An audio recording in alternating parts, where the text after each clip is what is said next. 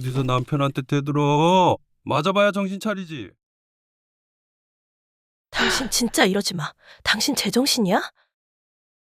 그래, 나가. 나가서 다른 놈한테 빌부터 살아. 지옥 같던 내 결혼 생활. 젊은 날엔 원망뿐이었어요. 그 사람은 내 청춘을 망가뜨린 남자였죠. 하지만 요양원 침대 위에 누워있는 그 사람을 봤을 때 온몸에 소름이 끼쳤습니다. 내 이름조차 기억 못하는 그 사람을 보며 문득 이런 생각이 들었어요. 그래, 인생이란 게 결국 돌고 도는구나. 안녕하세요. 저는 올해 66살 홍경자예요. 충남 보령에서 고등학교 졸업하고 바로 서울로 올라왔어요. 시골집은 너무나 가난했고 형제들은 많기도 하고 공장에 취직하면 나라도 가족한테 도움될 줄 알았죠.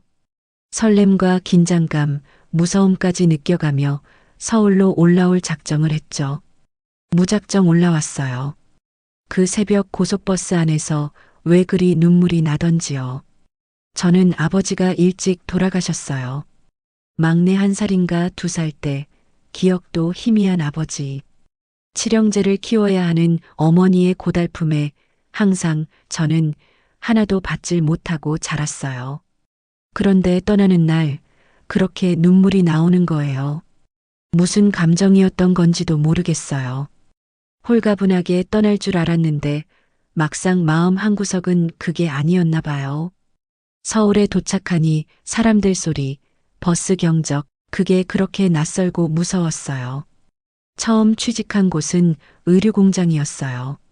새벽 5시에 일어나 세수하고 6시 반이면 기계 돌아가는 소리가 공장 안을 가득 채웠죠. 다림질 기계 열기에 얼굴이 화끈거리고 바늘에 손 찔려 피가 나도 일단 깎일까봐 아무렇지 않은 척 했어요. 점심시간 30분. 도시락엔 짠지와 밥뿐이었지만 그래도 그때는 웃음이 있었어요. 옆자리 순애 언니가 경자야, 오늘도 야근이래. 그래도 우리 내일 월급날이야. 그렇게 말하며 둘이 마주보며 웃던 그때가 아직도 눈에 선합니다. 퇴근하고 돌아오면 하루가 참 길었어요. 손끝엔 바늘 자국이 남고 눈은 실밥에 시려서 뻑뻑했죠. 기숙사 방엔 6명이 다닥다닥 붙어 잤어요. 다들 피곤해 이불 속으로 파묻히면 기숙사 방 안엔 숨소리만 들렸어요. 선풍기 한 대가 덜그럭거리며 돌아가고 좁은 창문으로는 서울의 불빛이 희미하게 스며들었죠. 그 불빛을 바라보다 보면 자꾸 고향 하늘이 떠올랐어요. 웃음도 많았지만 창문 너머 서울 하늘을 바라볼 땐 고향 생각에 몰래 울기도 했어요. 여름밤이면 마당에서 귀뚜라미 울던 소리, 엄마가 부엌에서 지글지글 부치던 부침개 냄새, 그게 그렇게 그리웠어요. 그렇게 꿈을 꾸던 시절이었죠. 그 사람을 만난 건 내가 공장에 취직한 지 3달쯤 됐을 때였어요. 같은 공장에서 일하던 언니의 소개로 한번 만나봐라, 성실한 사람이야. 그렇게 나온 중매였죠. 처음 봤을 때 키도 크지 않고 옷차림도 수수했어요. 그런데 이상하게도 눈빛이 참 따뜻했어요. 말 한마디 한마디가 조심스럽고 웃을 때 살짝 내려앉는 눈꼬리가 왠지 믿음직스러웠죠. 그땐 다들 연애다운 연애를 못하던 시절이었어요. 영화관 한 번 가는 것도 사치였고 데이트라고 해봐야 퇴근 후 공장 앞 포장마차에서 뜨거운 국수 한 그릇 나눠 먹으면서도 웃던 얼굴이 아직도 선해요. 나는 젓가락을 들다가도 자꾸 웃음이 났어요. 그 국수 한 그릇이 그렇게 따뜻할 줄 그땐 몰랐죠. 그 사람은 한 푼이라도 더 벌겠다고 주말마다 야근을 했고 퇴근길엔 늘 내 손에 빵 한 봉지를 쥐어줬어요. 단팥빵이에요. 경자 씨 단 거 좋아하잖아요. 그 마음이 고마워서 언젠가부터 그 사람의 작업복 냄새가 내 외롭고 고단한 서울살이가 위로가 되었죠. 그렇게 6개월을 만나고 결혼했습니다. 둘 다 가진 게 없고 집안에서도 받은 게 없다 보니 결혼식은 예식장 대신 구청 뒤뜰에서 열린 합동 결혼식이었어요. 하얀 면사포는 누가 쓰던 걸 얻었고 반지는 시장 금은방에서 실반지를 맞췄어요. 그래도 세상에서 제일 행복했어요. 신혼여행은 버스 2번 갈아타고 간 강원도 삼척 바닷가. 파도 소리 들으며 우리 평생 잘 살아보자. 그렇게 약속했죠. 신혼집도 공장 근처 사글 3방 하나 얻었어요. 방 1칸, 부엌 하나, 이불 한 채. 그래도 그 시절엔 그게 세상 전부였어요. 가진 것도 배운 것도 없었지만 그땐 그런 게 중요하지 않았어요. 새벽이면 나보다 먼저 일어나 그 사람이 도시락 2개를 쌌어요. 김 1장, 계란 1알, 그리고 김치 몇 조각. 그걸로 하루 종일 버티며 일했죠. 돈을 아끼느라 버스도 안 타고 퇴근길엔 나란히 손을 잡고 걸으며 그 길 위에서 우리는 세상을 다 가진 것 같았어요. 겨울이면 방 안에서 둘이 꼭 붙어 앉아 이야기를 나눴어요. 우리도 언젠가 방 2칸짜리 집으로 이사 가자. 그렇게 말하던 그 사람의 눈빛엔 진심이 담겨 있었어요. 월급날이면 둘이 시장에 나가 장을 봤죠. 배추 몇 포기 사서 김치를 담그고 된장찌개를 끓이면서도 웃었어요. 세상 부러울 게 없었죠. 그렇게 열심히 일하며 조금씩 통장에 돈이 쌓이기 시작했어요. 나는 새벽마다 그 통장을 꺼내보며 우리도 이제 잘 살 수 있겠구나. 그렇게 꿈을 꿨죠. 그러던 어느 날 몸이 이상하게 피곤하고 속이 메스꺼웠어요.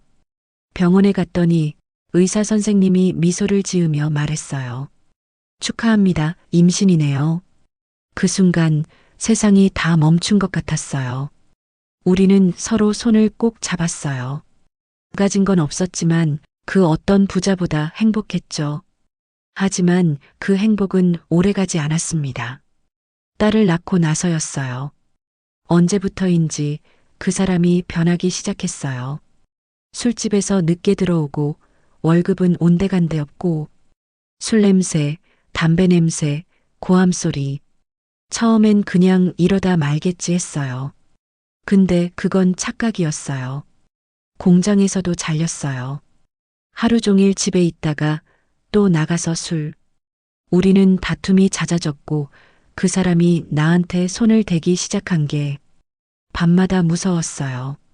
술 마시고 들어오는 날엔 아이를 안고 밖으로 뛰쳐나가야 했어요.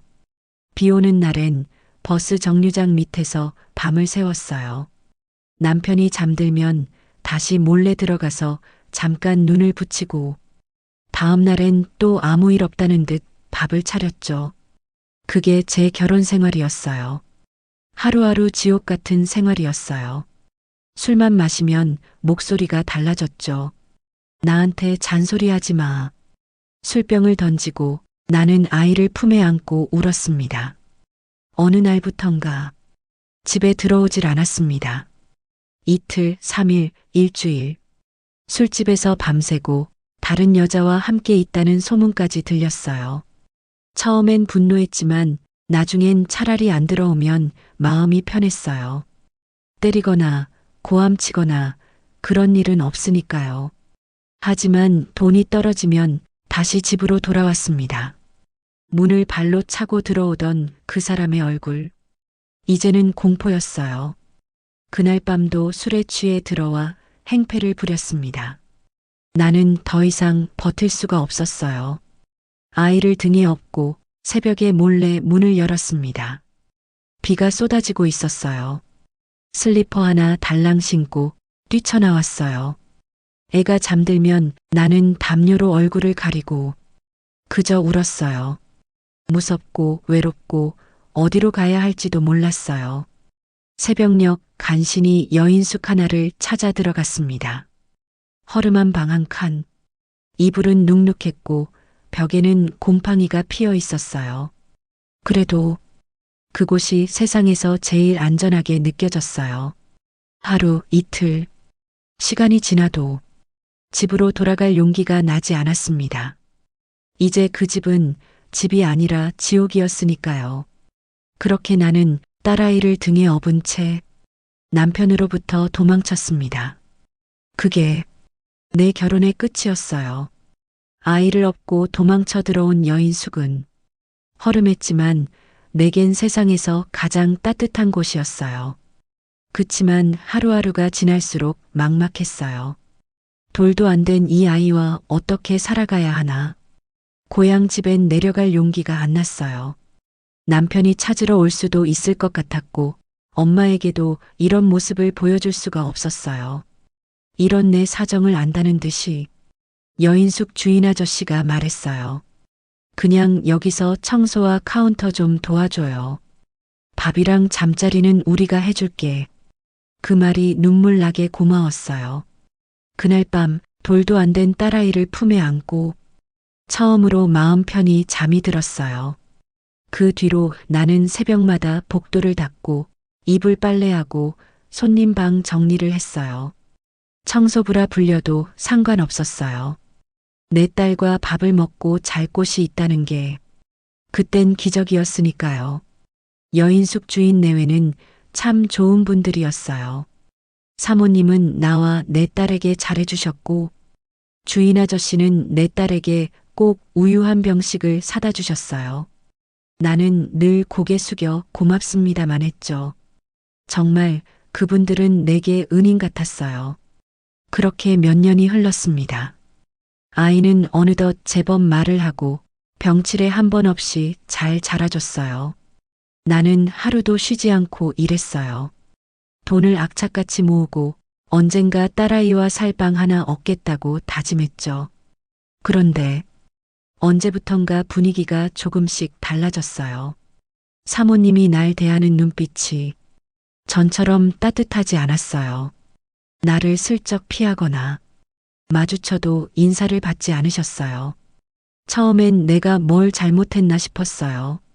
그런데 하루는 주인 아저씨가 아이에게 과자를 건네는 걸 본 사모님이 나를 그렇게 째려보더군요. 그날 밤 방으로 돌아와 이불을 덮었는데 마음이 너무 불편했어요. 설마 나를 의심하시는 걸까? 생각이 꼬리를 물고 이어졌어요.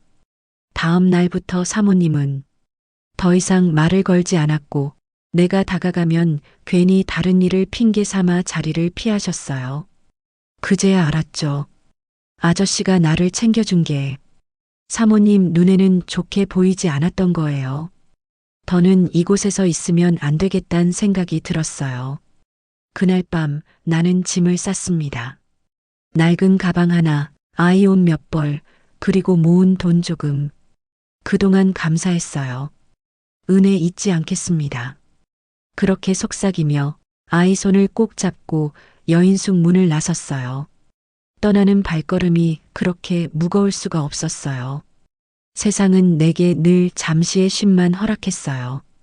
그래도 그 짧은 여인숙의 시간만큼은 나와 내 딸에게 작은 천국이었습니다.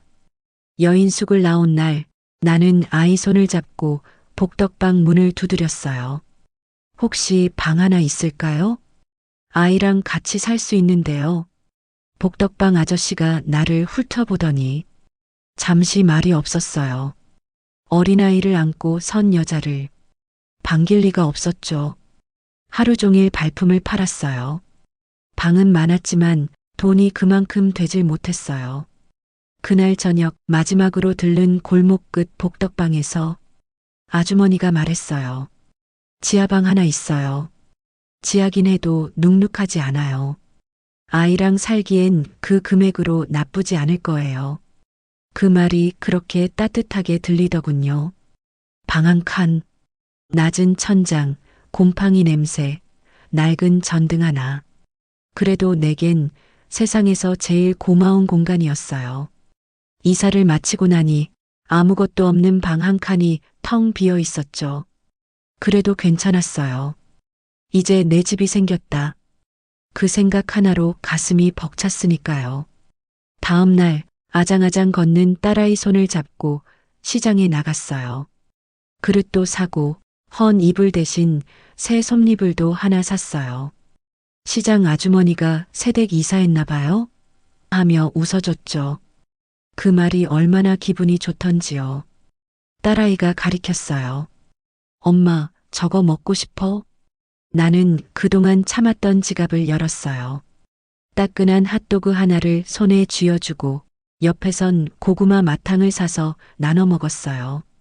달콤한 맛이 입안에 퍼지는데 이상하게 눈물이 핑 돌았어요. 행복이란 게 이렇게 작은 거였구나 싶었죠. 그날 집으로 돌아오며 딸아이가 손에 쥔 풍선을 놓치지 않으려 꽉 잡고 걷는 모습을 보며 나도 모르게 웃었어요. 그렇게 우리는 비로소 우리만의 작은 보금자리를 완성했습니다. 딸아이 이불을 깔고 첫 밥을 지으며 속으로 중얼거렸죠. 이제부터가 진짜 시작이야. 하지만 막상 살 집은 생겼는데 이제 어떻게 먹고 살아야 했어요. 아이를 두고 나갈 수도 없고 품팔이를 나가자니 누가 애를 봐줄 리 없었죠. 하루는 아이를 데리고 식당에 나갔어요. 설거지라도 시켜주세요. 하지만 사장님들이 받아줄 리 없죠. 애까지 데리고 일을 한다니 써주질 않더라고요. 그래도 포기할 수 없어 낡은 재봉틀을 중고로 사서 동대문 시장에서 일감을 받아왔어요. 아이가 잠든 밤이면 나는 전기불 아래에서 바느질을 했어요. 공장에서 배웠던 기술이라도 있어서 다행이었어요. 새벽마다 재봉틀 돌아가는 소리에 아이가 놀라 울기도 했지만 그 소리마저도 기특했어요. 그렇게 하루하루 버티며 살았어요. 남들 눈엔 초라했겠지만 아이가 건강하게 잠든 얼굴을 볼 때면 그게 내 세상의 전부였어요. 힘들게 살다 보니 돌잔치도 삼신상도 한 번을 해주지 못했는데 딸아이 생일이 다가와요. 미역국에 큰맘 먹고 산 소고기를 넣어 끓여줍니다. 김치 몇 조각 올려 우리 복이야 생일 축하해. 그렇게 속삭여줬어요. 그래도 그날 아이는 고사리 같은 손으로 밥알을 집어먹으며 한박 웃음을 지었어요. 그 웃음 하나가 내 전부였죠. 아이는 어느새 5살이 되었어요. 이제는 내 손을 잡고 시장에 가면 엄마, 이건 얼마야? 하고 묻고 내 등에 엎이던 그 작은 몸은 이제 내 무릎에 얼굴을 기대는 정도가 되었어요. 시장 구석 떡볶이집 아주머니도 아이고, 벌써 이렇게 컸네 하며 놀랄 정도였죠. 아이는 노래를 좋아했어요. 늘 방 한켠에서 노래를 불렀죠. 엄마, 이건 내 노래야. 그렇게 부르며 나를 쳐다보는데 세상에서 제일 귀한 보물이 바로 내 앞에 있는 것 같았어요. 밤이면 여전히 재봉틀이 돌아갔어요. 그 소리 덕분에 밥을 먹었고 전기요금을 냈죠. 손끝은 굳은 살로 갈라지고 허리는 늘 굽어 있었지만 아이가 엄마 사랑해. 그 한마디를 하면 모든 게 녹아내렸어요. 그렇게 내 인생은 하루하루 아이의 웃음으로 이어졌습니다. 누가 보면 초라했을지 몰라도 내겐 그 모든 시간이 세상에서 가장 빛나는 시간이었어요. 아이가 5살이 되고부터 아이는 윗집 주인집 외동딸과 곧잘 어울렸다. 주인집 딸은 매일 오후면 쪼르르 계단을 내려와 좁고 어둑한 지하방 복도에서 놀았다. 지하와 지상의 경계만큼이나 미묘한 관계였지만 아이에게 친구가 있다는 사실이 나를 잠시 안심시켰다. 그날도 해질녘이었다. 갑자기 날카로운 울음소리가 터져나왔다. 아이들의 소리겠거니 했지만 곧이어 쿵, 쿵, 쿵 다급하고 성난 발소리가 층계를 밟고 내려왔다. 문이 열리기도 전에 주인집 아줌마의 고함이 좁은 지하방에 들이닥쳤다. 아, 이복이야. 내 인연. 너 이리 와. 나는 심장이 철렁 내려앉았다. 주인집 여자는 사시나무 떨듯 우는 자기 딸을 한 손으로 끌어안고 피가 맺힌 손톱 자국이 선명한 볼따구를 내게 들이밀었다. 내년이 감히 내가 지금 누굴 할키요.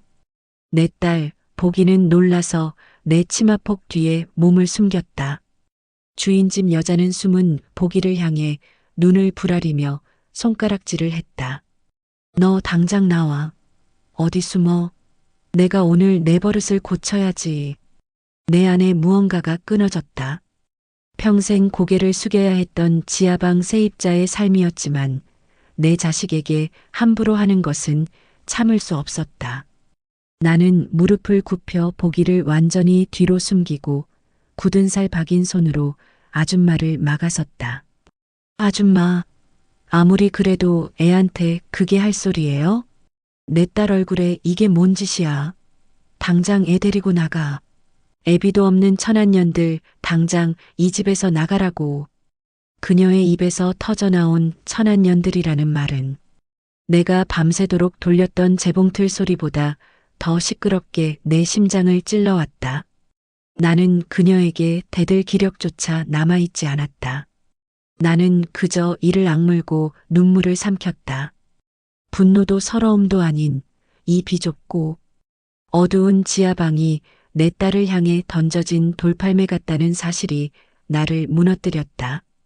주인집 여자가 욕설을 퍼부으며 씩씩거리며 올라간 후에도 보기는 내 치마를 꼭 붙들고 울음을 그치지 못했다.